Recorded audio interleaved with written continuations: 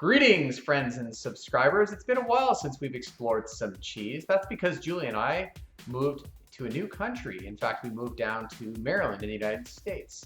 And while we were here exploring, we found a store some of you may be familiar with called Trader Joe's.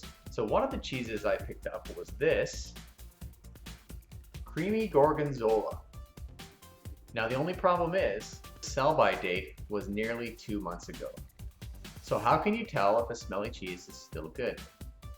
I don't know, but we're about to find out. All right, let's eat. So right off the bat, this cleverly named Trader Giotto's Crumbly Gorgonzola cheese is listed as having been aged 90 days and made with a distinctive blend of cow and sheep's milk. Interestingly, in contrast to some of the cheeses we bought and tried in Canada, it doesn't immediately list the percentage breakdowns of the fat content and moisture content of the cheese.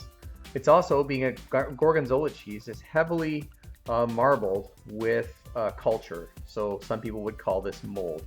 And you can see it all over the cheese here. Through the wrapper, there's no apparent strong odor. There's like a mild, faint blue cheese-like odor. And now why I'm concerned is that there's some additional white bloom on top of this green. So all that being said, it's relatively inexpensive at only $6 a pound. So this block costs $3 roughly. And we're gonna open it up and try it anyway. Okay, so now that that wrapper is off, I'm pretty sure there is some potentially unhealthy bloom on this. Let's give it a smell. Still not particularly strong smelling. Surprising for a Gorgonzola. I think what we're gonna do to give this guy a try is actually trim a little bit of it. Now I know this is pretty safe for firm cheeses. This isn't a particularly soft rinded cheese or anything, so I think if we just cut some of this back, we'll be able to, oh yeah, the inside of this cheese looks perfectly fine.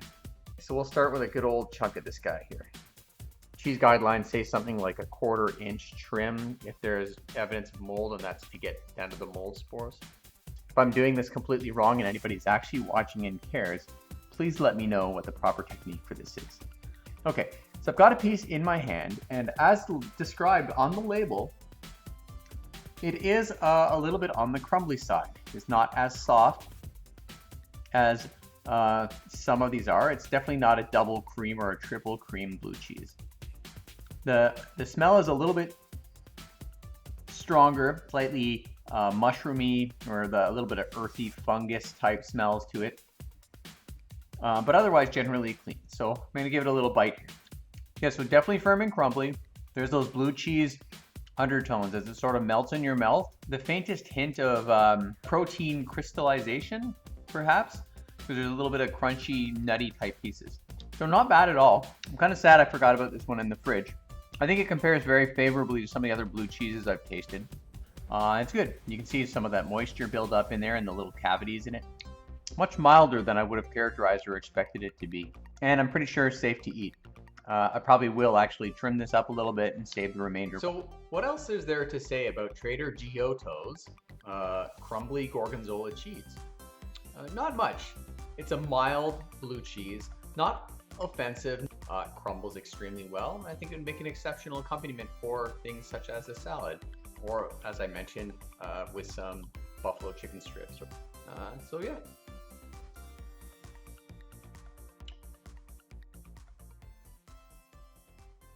Thanks for watching.